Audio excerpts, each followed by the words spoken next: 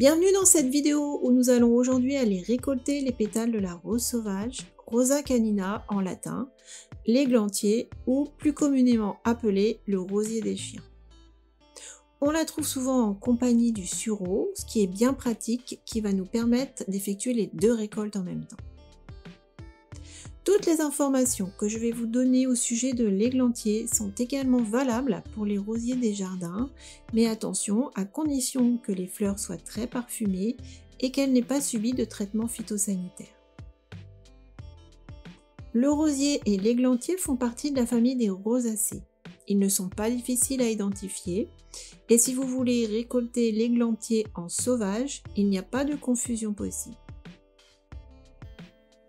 On récolte juste les pétales de l'églantier, ce qui permettra aux fruits de se développer par la suite. On pourra ainsi récolter ces fruits à l'automne pour d'autres préparations, les fruits étant en effet très riches en vitamine C. Avec les roses du jardin, c'est un petit peu différent. On peut couper les fleurs car cela va encourager la floraison suivante sur les variétés remontantes. Les pétales de la rose, comme de l'églantier, sont en énergétique chinoise, de nature fraîche et de saveur douce, légèrement amère et astringente. Ils vont régénérer les tissus et restaurer la santé de la peau grâce à leurs propriétés anti-inflammatoires et astringentes. D'un point de vue émotionnel, ils apportent la joie et remontent le moral. C'est la fleur des chagrins et des cœurs brisés. On va pouvoir les utiliser dans la cuisine, pour les recettes de bien-être et en cosmétique. Nous allons aujourd'hui réaliser un hydrolat avec les pétales frais et sécher l'autre partie de la récolte. Donc pour sécher, on procède comme d'habitude. On va étaler les pétales sur un cadre et puis les faire sécher à 35 degrés à l'ombre dans un endroit ventilé.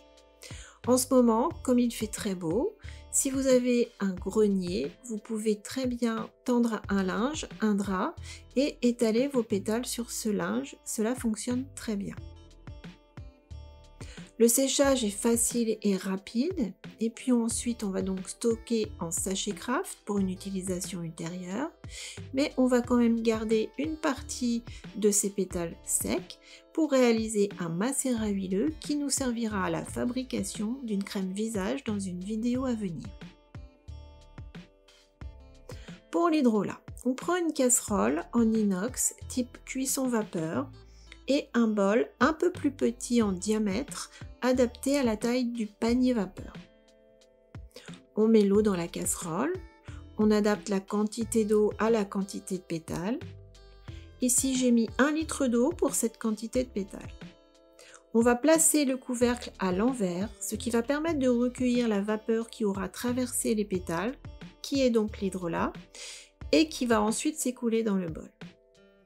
On met sur le feu à bouillir gentiment, on surveille et on arrête quand il n'y a plus d'eau dans la casserole. On laisse refroidir et on va donc recueillir l'hydrolat qui se trouve dans le bol. On met en bouteille et en étiquette. Cet hydrolat se conserve au réfrigérateur. Nous allons nous en servir pour réaliser la crème visage, mais on peut aussi le mettre dans un brumisateur et l'utiliser comme lotion visage.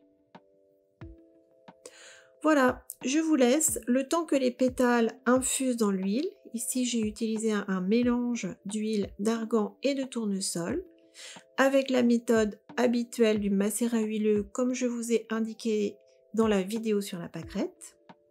Et on se retrouve dans 2 semaines pour réaliser cette crème visage régénérante. À bientôt!